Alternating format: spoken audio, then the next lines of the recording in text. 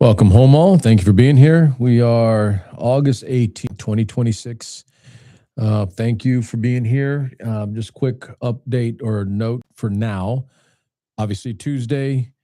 Reminder for those of you that have been with us for a bit. The third Thursday of every month, I have a Veterans Day Parade Committee for Central California, and I do not change that.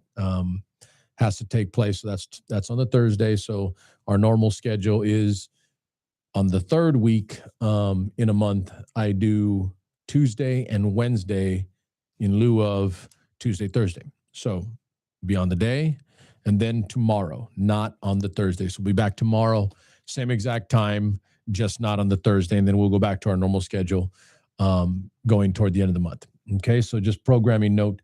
Again, on today and tomorrow, not today and Thursday. All right. And thank you for being here. So, you know what? And this kind of came out last week.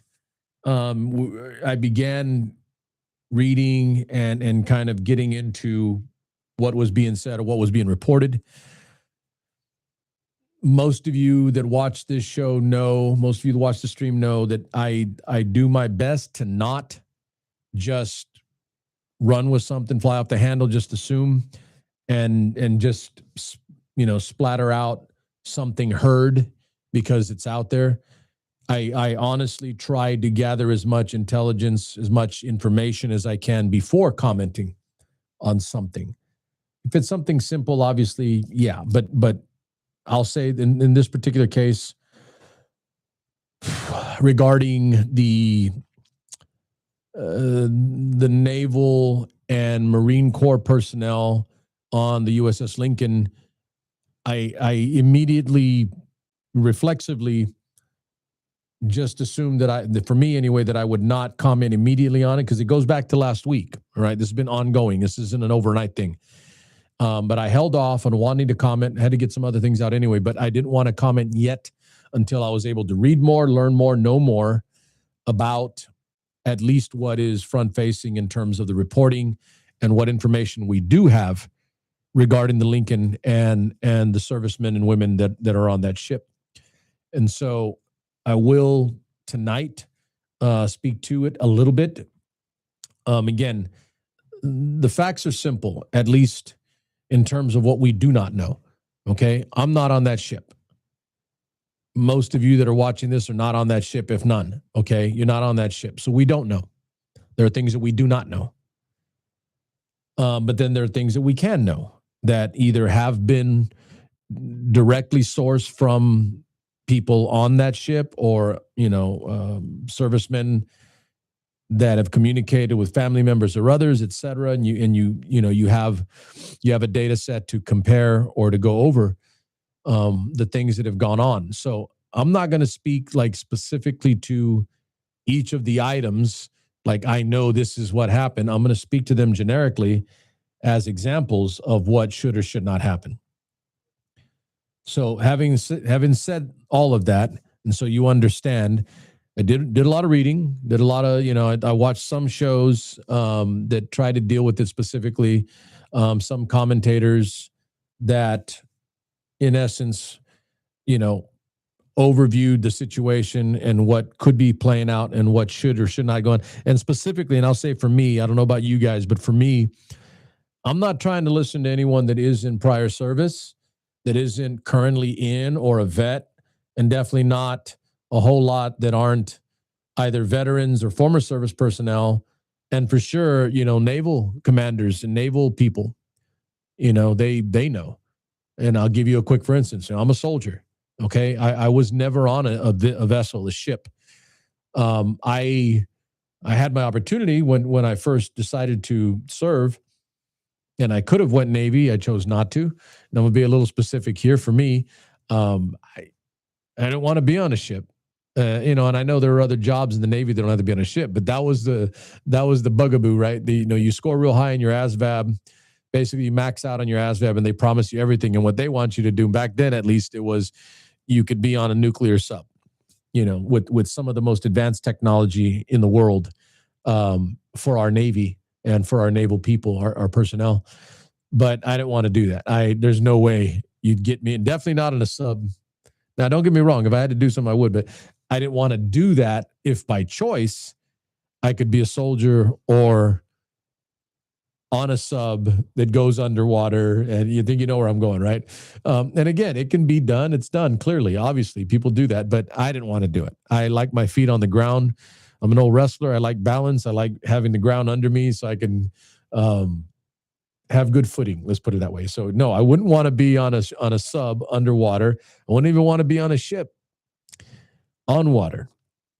I like having the ground under me. So having said all that, I don't know. I don't know what that's like. I don't know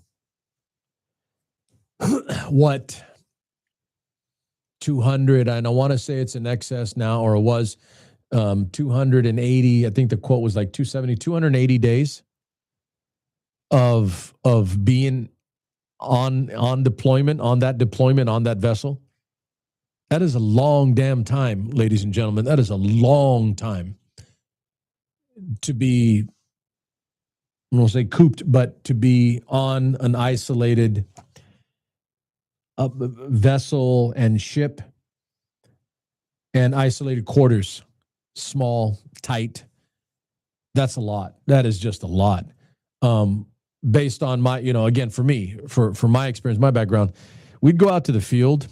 Going out in the field means you leave the barracks and you go out in the woods and you go conduct exercises, or if it's wartime combat, you're out there in the desert, in the jungle, in whatever the theater terrain requires, and you don't come back to your home, your residence, your barracks, and have plumbing, a faucet, a toilet, a shower, none of that. And I actually liked being out in the field. I enjoyed it. I liked it. Yeah, you get a little funky and smelly. You don't get to shower every day. You don't get to shower in some cases for a long time. But I liked it. I enjoyed it.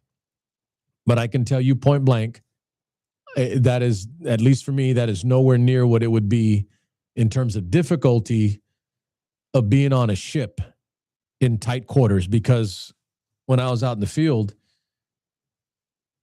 it isn't closed quarters. It isn't, closed off.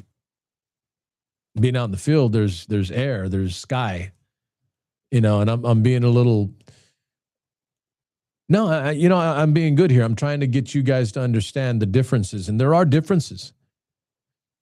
Being able to walk out in air and breathe and see sky. I think maybe we take that for granted, at least majority of people on this planet. And I'm trying to bring the relevance to those men and women that are on that vessel, the U.S.S. Lincoln, and others for sure. Okay. But in this case, what we're talking about, and it's all over the news over the last week or two, the U.S.S. Lincoln, I don't know what that is. That would suck. I wouldn't like it. Would I do it? If I had to, yes, I would. I was a good soldier. I would be a good sailor if I had to, but I don't have to like it. Okay. And I liked being outdoors and open air and space way more than I would being inside, cooped up in an isolated setting, closed off. Okay, so I'm going to put that down as a marker right now. That's hard. Okay, that's hard. That's harder than what I did that way. I did other things that were hard, but didn't do that. Okay, and when we came back for the field, we'd go downtown, roused about a little bit, get some drinks, go, try to pick up on some girls, if you're a young dude. And get to have fun and party, go eat and relax, right? You get to do that. You don't get to do that on the ship the same way. When they put in and they finally, come back from mission, you put into port at a place, at a location, and the sailors get to get off and they get to go do things, right? Maybe the things I did that way, but at least they get off the ship. Okay, but they haven't been able to do that in, the 280 days. If I'm wrong, quote me in the comments or correct me in the comments, please. But I'm going to stay with that number. I think it was around 280 total days now that it's supposed to be done, and they're rotating out. But 280 days. I'm spending a few minutes here on this because I want to make sure I'm 100% clear. That shit is hard. That is not easy. That is difficult. I did difficult things in the Army, but not that. And definitely not the same way. And I wouldn't want to. Okay. And I'm just saying that's just for the small percentage of people that are in the Navy. The overwhelming majority of people in our country will never know what that is, never understand that, never have to do that. That shit is hard. So again, I'm not speaking with specificity because I'm not on that ship. I'm not on that vessel. I wasn't a sailor. I wasn't on a vessel. But I'm speaking generally, and I can make that statement, and this isn't a debatable point. It's not an argument point. If you're arguing it, you got to ask yourself why the hell you're arguing. I'm just going to say that that's got to be really, really hard, harder than what I would want, harder than I would imagine, and definitely harder than what the average civilian has to deal with or has to do. Okay, average. All right. So the USS Lincoln, we've seen a lot, heard a lot. I think, again, most of you that watch my show know I'm not a big fan of Pete Hegseth. I've stated openly and honestly, in my view and opinion, as a U.S. history teacher and former soldier, I believe him to be the worst Secretary of Defense in the history of this country, and I believe that he will be judged as such historically. I do believe that. Again, as always, if I'm wrong, then so be it, then I'm wrong. But I don't think so. Not in this case. He was uniquely less than qualified in terms of the position and what we're used to and what we're accustomed to putting in that position. One of the most important positions in our entire government, the person responsible for our men and women in uniform, the person responsible for defending. Notice how I said defending, right? We shouldn't be putting people in that position to go start shit, to go attack people for no goddamn reason. And you know how I feel about that. But back to point.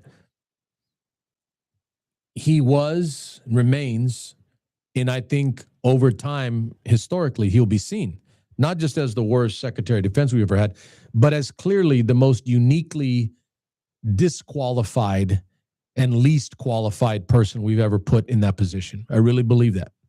And I believe we're going to be judged that way over time historically. So that's him. And then, of course, we have the bone spurs in chief. You know, and it's almost comical to be comical about it at this point. It's a joke. He's no tough guy. He's phony brave, phony tough. Talks tough because he's never the one that ever actually has to fight.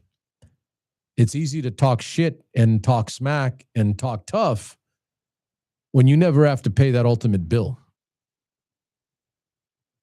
And for those of you that watch my show, I want you to crystallize and remember that line, remember that point. It's easy to talk tough. It's easy to be a badass. It's easy to be phony brave when you never have to pay that ultimate price. You never have to cash that ugly check. You're literally doing it so others can pay the penalty for you, pay the price for you, can die for you. And that is quite literally what we're seeing, you know, in this case. So in general, there's no question that this is not a good situation. It's not good. It's bad. The comments and the reporting on one of the servicemen ready to jump off ship. And be clear, in the past, in history, that has happened. But that only happens if things are bad. Okay? Let's make sure we're 100% clear. Let's not lower the bar through the floor the way the rest of Trump's presidency has been lowered. Lowered the bar through the floor. It is bad if you have someone willing to actually jump overboard. That's bad. So we have that. Some of the other, that's disturbing or a problem, not good, bad, period, right? Let's not give all the crazy flowery words that people like to say. Oh, that's disturbing. Oh, I'm concerned. Do something. Find out. Investigate. Give us a damn answer as to why a U.S. serviceman is willing to jump overboard off one of our ships. That's a problem because that indicates to me, and this is logical, anybody can deduce this and get to this.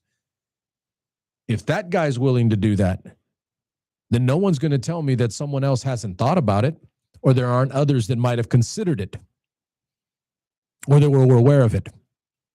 Again, all problems, all not good. In addition to that obvious, and I think it's more a result of, not a predicate for, but a result of the conditions. The personal things, and I can speak to this as a soldier, as a former soldier. Adequate food, clothing, hygiene, health. Those are extremely, if not some of the most important things that servicemen and women have to deal with or are subject to. You've got to feed them properly. Okay? You have to feed people properly. If you want us to serve, fight and die for you, fight and die for this country, the least goddamn thing you can do is feed them properly. And there were more than a few reports or a few reporting outlets that I saw that corroborated other sources and other people that reported on the situation where clearly there was an issue or a problem with food and drink. Okay? And that's a fundamental issue, ladies and gentlemen. That is a fundamental to who we are as service personnel. That is a fundamental issue to us. You have to feed us properly. We have to be healthy. You can't fight if you're not healthy.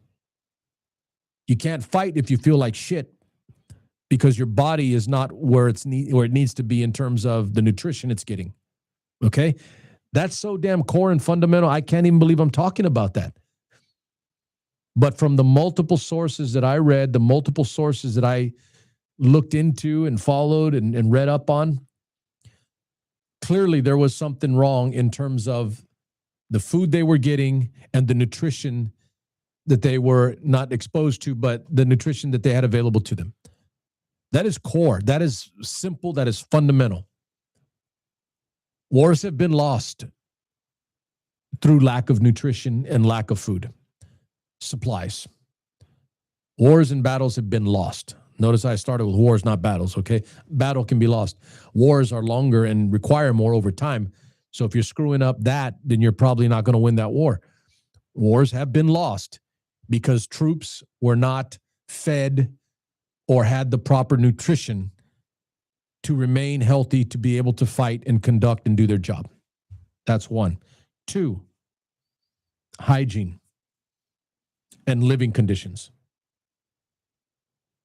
Being able to clean yourself, bathe yourself, toothpaste for brushing your teeth, feminine hygiene, obviously.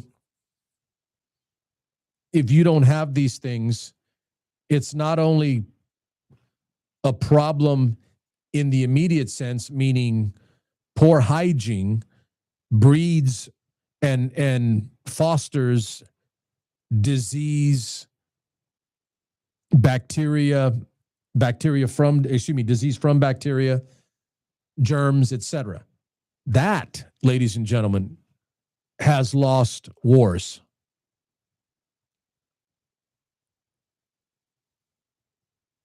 Things that went on in a camp, things that went on in close quarters with your military personnel, your soldiers, the people you fight with. If you catch something because there's bacteria and germs everywhere, that'll spread and you'll share it. And next thing you know, you have a disease outbreak that wipes out an entire unit or an entire army. That's happened before.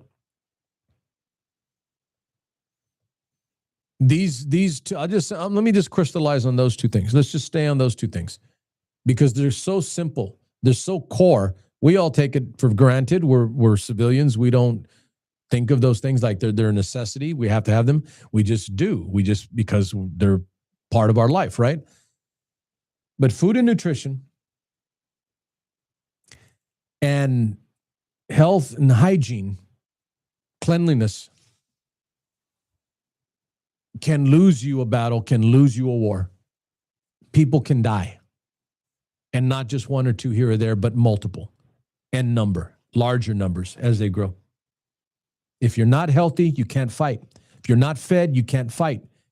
If there are issues with hygiene and disease or bacteria or germs, you can't fight. Okay, so again, everything that I've read to this point, going back to last week, again, because I held my powder and I didn't comment immediately as soon as this stuff was going on a week or two ago. I wanted to read more, and I did. And it's clear to me there were issues here. There are issues here. And all I want at this point, and what you should want as an American citizen, ladies and gentlemen, because we pay the damn taxes. American taxpayers pay for our military. So if a soldier or a sailor is not getting the food and the nutrition they require, the deodorant, the soap, the toothbrush that they require, then that's a problem for us as Americans because we pay for those things.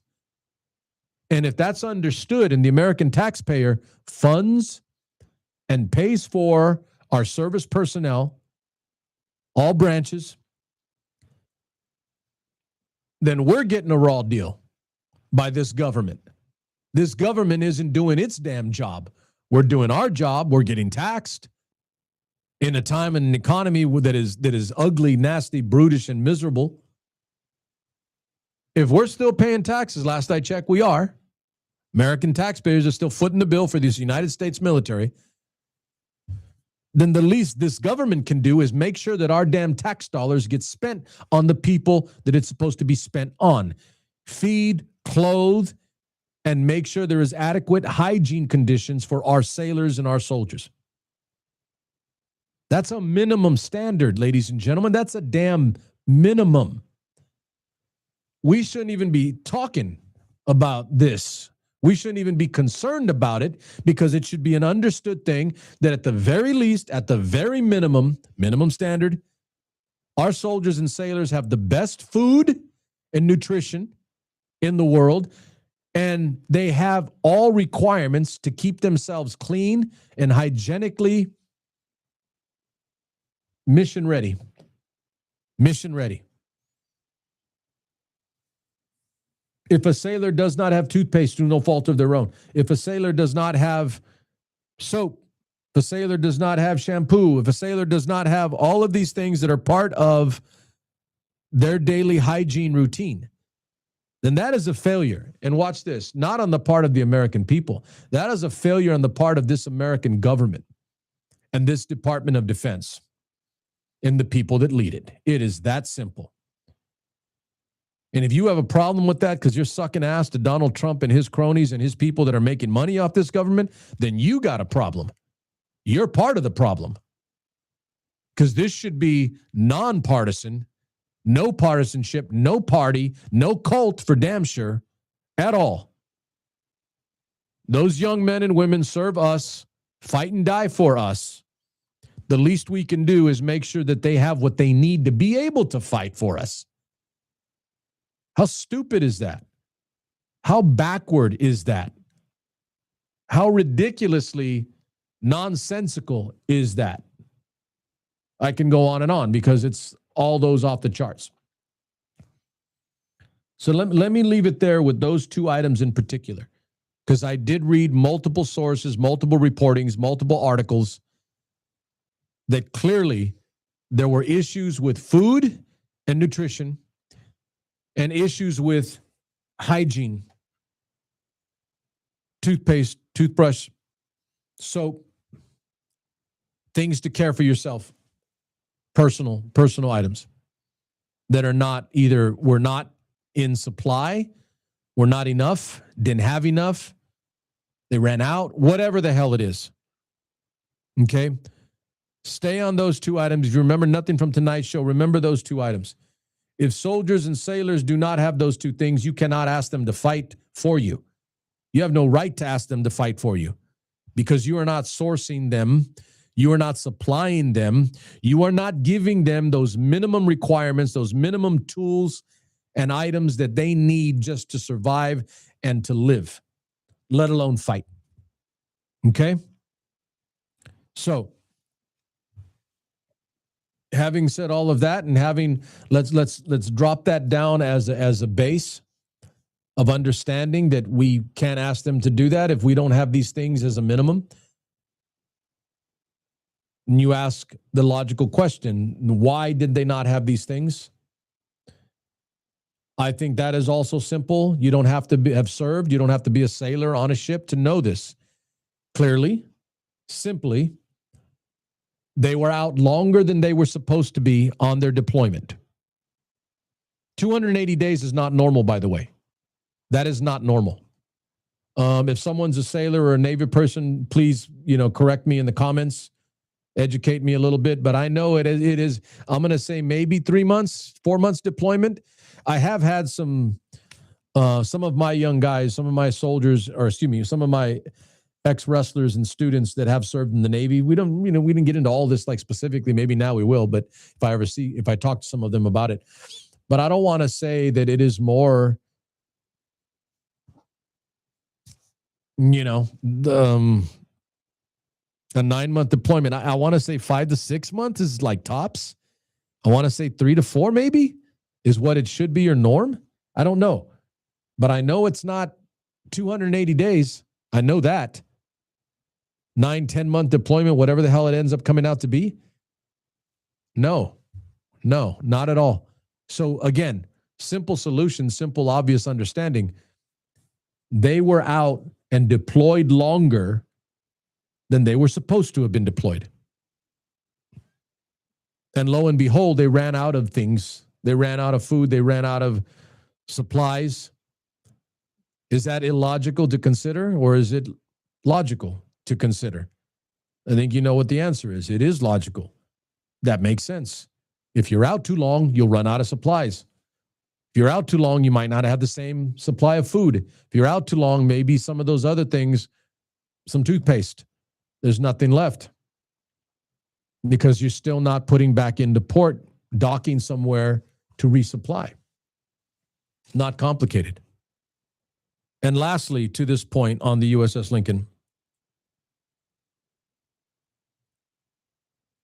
there needs to be, and there should be, and I doubt we're going to see it because Republicans in the House and the Senate are so damn spineless, craven, and weak that they cannot even admit that this has happened, nor should it be investigated as to why it happened.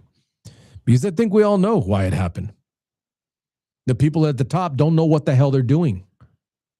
And so the people at the bottom pay the price.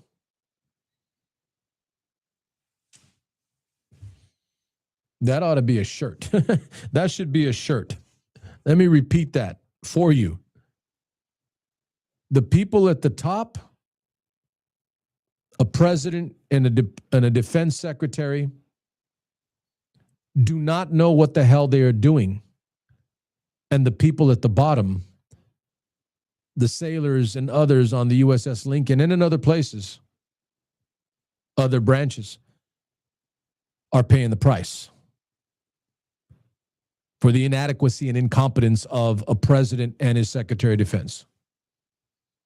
That is deducible. That is understandable. We can see that. If they knew what they're doing, this shouldn't have happened. If they knew what they're doing, we'd probably not be in that situation in the first place. If they knew what they were doing, we wouldn't even be in the Middle East, in the Strait of Hormuz, in Iran. Just as I've said since day one, back then when we started, I don't even know what the damn count is. It's going to be like 170 of the Trumpstein War. The most illegal, the most unconstitutional, and the most incompetent war that the United States has ever conducted. Others can make some arguments here and there, but the incompetence, that's standing out, and it's only getting worse by the day. And as history books judge this, historians judge this Trumpstein War, Operation Epstein Fury, in the future, they will write books, and the incompetence will be front and center. It will be shown, not by opinion, but by fact and data that is accrued and that is only getting worse over time for this administration and Donald Trump, Pete Hegseth, and the laughing stock of a crew that took us to war and has us involved in a war that we are not winning. Hell, I never thought I'd say that about the United States. I bleed red, white, and blue, and I never thought I would say that, but I'm saying it now because it is the case. Tell the truth. We are not winning this war. I've made that statement in other ways before. So the U.S.S. Lincoln should not have been out that long. The sailors and men and women on that ship were not put in positions to succeed. They were put in positions to fail and in some cases to suffer because the people at the top are incompetent and don't know what they're doing. The people at the bottom in the trenches, in this case on the ship, are paying the price for it. And you can quote me on this. I've done this before. I don't say this unless I know I'm right, based on data, based on history, based on fact. We will not only learn more about all the things that went on during this deployment for the USS Lincoln, we will learn more, because this is the one thing I do know with certainty. Soldiers, sailors, airmen, Marines, etc., are loath and unlikely to comment in all honesty. I'm not saying they're lying, but they won't comment. It's different. They are loath and unlikely to comment with full transparency right now while they are still in uniform. Do you understand? But there will come a time when they are no longer in uniform, when they are civilians, and they will have their freedoms back, their freedom to speak. When you're in service, you don't have that liberty. You may be American and you have freedom of speech. No, you don't. Not when you sign your name on that piece of paper to serve your country. You don't get freedom of speech the same way. So right now, we're not hearing everything. We don't know everything. But I'm telling you with certainty that eventually, ultimately, the problem is not soon enough, but eventually and ultimately, we will find out everything that happened. And we're going to find out some things that we don't know now that probably make it even worse than what we know right now. And I don't think that's a stretch. I don't think that's a long way to go. That is not a bridge too far for you, my listener, to understand. We don't know. Those sailors, men and women, do know. The only thing we do know, us, is that they are probably not going to comment freely and openly and honestly about everything. But as I've said to you before, and I'm saying again now, I do know that eventually everything will come out and we'll find out more, and we're going to find out it was worse than what they're telling us right now because they're covering it up and trying to hide it. And this Republican Congress will not do a damn thing about it because they're too afraid. Spineless, craven, weak. Because if this were a legit normal Congress, they'd be hauling some asses in to question. And I'm saying start with Pete Hegseth. He's the Secretary of Defense. It's his responsibility. Call him in front of Congress and ask him what the hell happened. Why did these people not have food? Why did these people not have adequate hygiene requirements?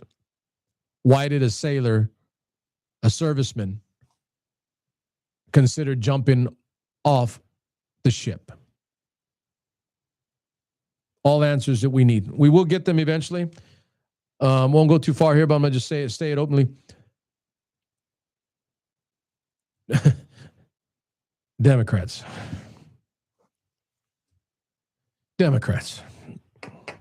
You need to win the House.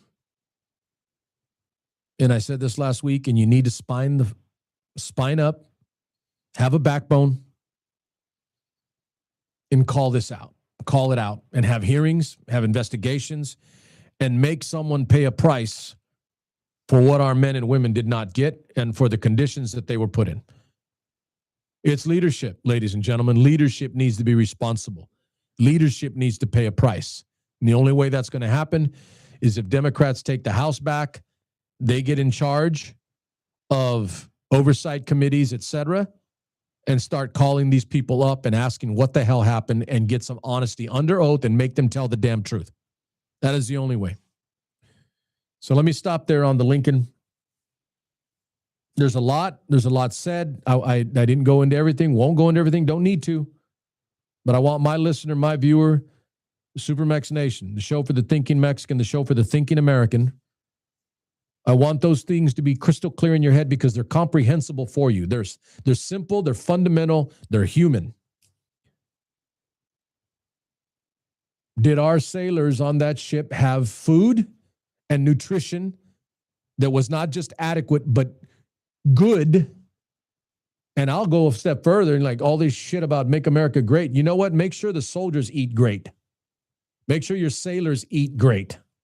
Feed them, not just properly, but in accordance with their capabilities and their training.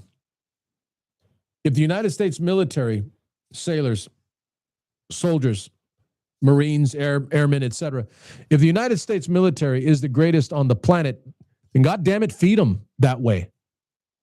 All right, feed them. Remember that, my listener, my viewer. 1, food, nutrition. 2, health and hygiene, bacteria, germs, and the requirements that they need to keep themselves healthy and hygienic for their own health and welfare, for their own safety. Those 2 things. Everybody can understand that.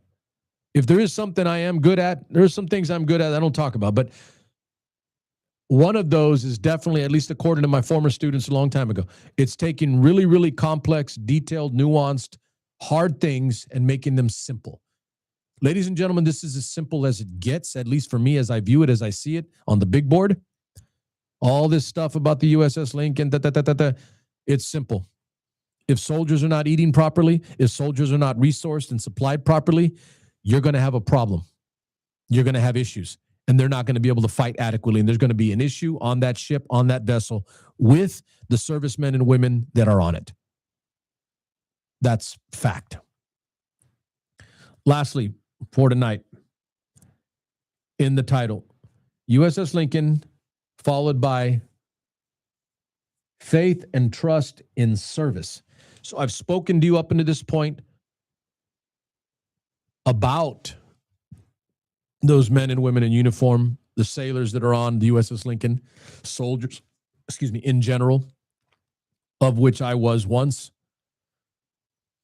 But I have been kind of alluding to and massaging you, bringing you, my listener, my viewer, to this point, and getting you to understand that if we as a country, we as a people do not have faith and trust in our government, in our philosophy, in our beliefs, then it's kind of hard to be good or hard to be great at anything. If we lose that faith, if we lose that trust in our government, in our leadership. And ladies and gentlemen, I think we're there already. I mean, I'm not, like I said, I've said this before, I'm not a huge poll guy, but I do pay attention. I do read, and it is a data set. The overwhelming percentage, and I've said this more than a few times, I'm going to reiterate it because it's the truth. The overwhelming majority of this country does not want this war, did not want this war, and does not want this war to continue. All 3 did not want this war to begin, does not want this war now, and does not want the war to continue. That is the overwhelming majority of this country. Period. Exclamation point. So if the president and his clown of a defense secretary are conducting this war anyway and don't give a shit about what we think, they don't care what our approval is, they don't care that we're not for this, they don't care we don't like it, they don't care that we have seen men and women die for no damn reason, they don't care that we have issue with a ship out at sea well beyond anything that they were supposed to be and issues on that ship with their men and women in uniform. They don't care. Donald Trump as much said so when he made the stupid ass comment this past week. They weren't out there nearly long enough. Paraphrasing to a degree, but pretty much spot on in terms of the comment. That was his comment when asked about how long they were out at sea. He said, not long enough. As if his fat ass would ever be on a ship deployed, eating the food that they had to eat. Bear with that. So knowing all that, having all that as your background, here's where I go with it. The American people as a whole, as a majority, are not with this, are not for this, do not believe in it, do not have faith and trust in this government or the President of the United States and his Secretary of Defense. Do not. That's the majority. And that includes Republicans and some conservatives. Okay? Listen, I'm conservative on military issues, and I'm sure as hell not with this. I've got friends that are conservative and Democrat. I've got friends that are conservative and libertarian. I've got friends that are conservative and Republican. I've even got, in a weird way, a friend that is conservative and he's green. Figure that out. It's doable, trust me. My point, though, is that we don't have faith, we don't have trust. And that's the American people. And this is my last thought for you tonight as we finish up. That's the American people. And I have alluded to this next point also.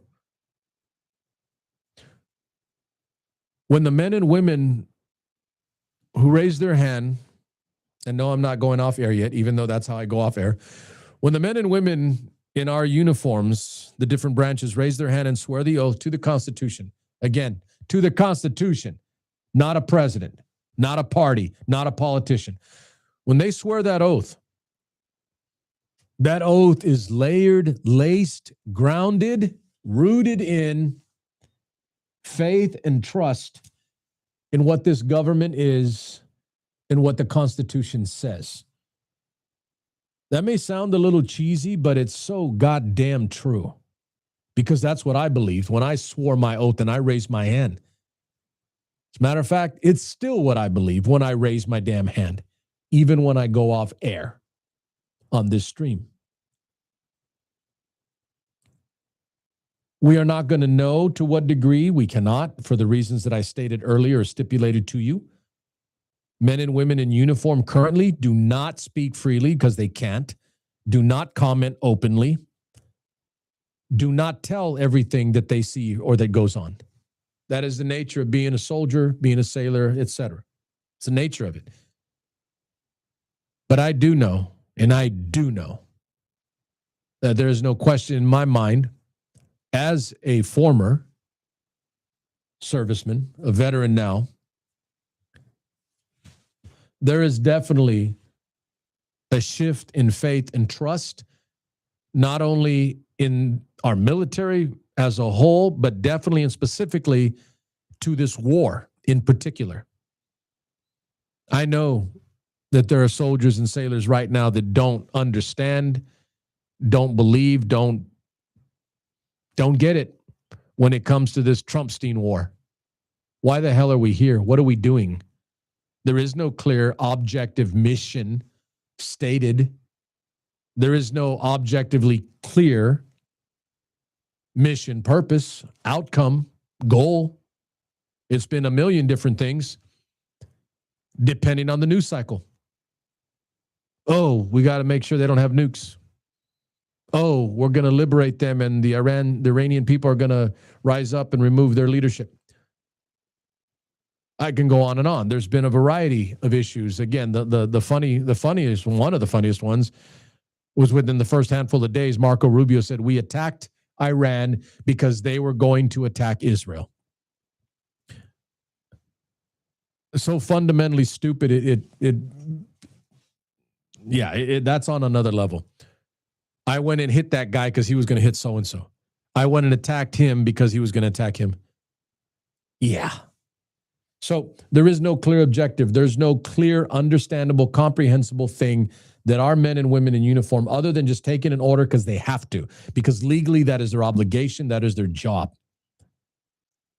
But I'm telling you right now, and that time will come, as I've stated a little bit earlier tonight, there will come a time when we know more, when men and women are out of uniform and they will tell us the things that went on.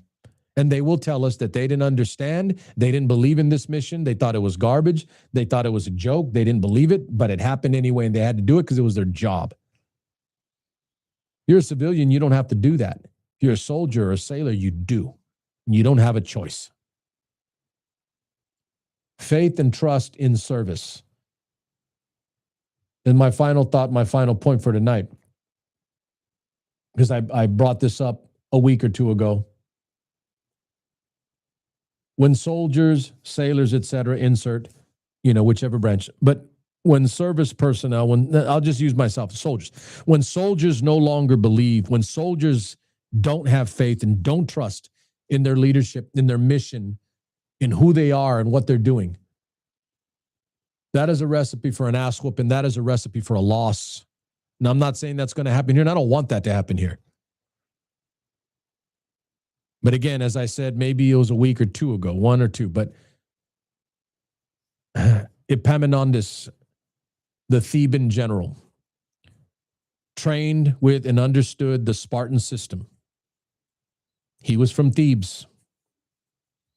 He became the Theban general, and he led the first army on a battlefield to defeat the Spartans. And I want to say, I'm going to be a little bad here, apologies, in well over a century. The Spartans had not been defeated like that. But even he got it. He learned their tactics, their strategies, their methods, their ways. Improved on them in some cases, because that's what you do. But it was understood and clear that the Spartan hoplite, the Spartan soldier, didn't believe the way they used to, didn't believe in the mission, the operation, or who they were anymore the same way. And I'm just using that one as an example, and it's a true example, but it is historically factual and true that that happens throughout our history as a people, as a species. When you no longer believe, you will not fight as hard. You will not do the same things because you lack faith and trust. And that only comes when your leadership fails you and your people fail you. And ladies and gentlemen, we are failing our service. We are failing our military right now as I speak because we elected this leadership. Now, yes, you could say it. Most of my viewers, I didn't elect that son of a bitch. No, you didn't. But you understand my point. This country elected him, and we have failed our military. We have failed this army and this Navy by putting our men and women in harm's way, in some cases death, because they have a commander-in-chief that picked a fight and started a war for no goddamn good reason, other than his name is in the Epstein files 38,000 times. Faith and trust in service. It doesn't just happen. It isn't just about civilian men and women, us. Begin to question, begin to wonder. I'll leave you with that thought. We'll be back tomorrow. But I want you to remember this tonight. Remember this. When your servicemen and women begin to question and lose faith and trust in their leadership, in their mission, in their operation, in their objectives, that is a recipe for not good. It is not. And that's not me. That's just history. Nothing but love for you. We'll be back tomorrow night.